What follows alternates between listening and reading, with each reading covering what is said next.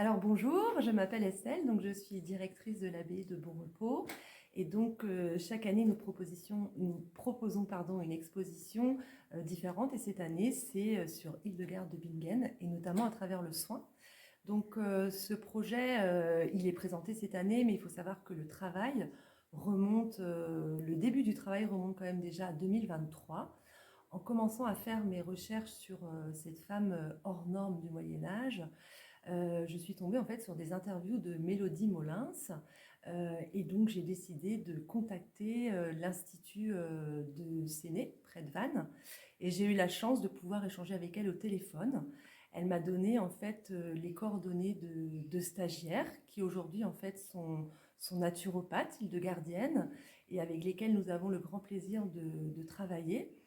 Et du coup, l'exposition, elle présente en fait cette femme complètement atypique, hors norme du Moyen Âge, et Hildegarde de Bingen justement, qui avait une conception holistique en fait de la médecine, et donc elle soignait en fait le corps, l'âme et l'esprit à travers les pierres, la musique, l'alimentation et bien entendu les remèdes à base de plantes. Donc il nous semblait évident de pouvoir aménager son jardin au sein de l'abbaye et notamment dans le cloître. Donc nous avons décidé en fait de proposer ce projet au CFA de Merdrignac. Nous avons contacté en fait l'école en 2023 également. Et ce sont des étudiants en BTS Aménagement Paysager qui ont planché sur le projet.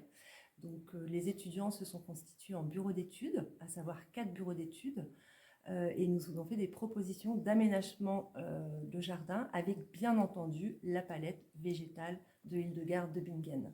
Donc était présent aussi au sein de ce projet l'Institut Hildegardien, avec la présence notamment de Adeline Larivière.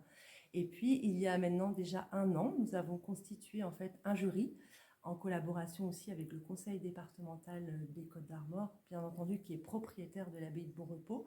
Et nous avons sélectionné un jardin qui s'appelle Spirale végétale, qui est absolument magnifique et dont la forme en fait est quand même très présente dans les visions aussi de Hildegarde de Bingen. Et ce jardin que vous pouvez découvrir depuis à présent quelques semaines, qui prend forme, qui prend vie au sein du monument. Et nous sommes ravis d'accueillir en fait les visiteurs depuis début avril et aussi de travailler en collaboration avec les naturopathes hildegardiennes qui font un programme d'activité qui est vraiment très chouette, très sympa et que nous vous invitons à découvrir jusqu'aux vacances de tout ça.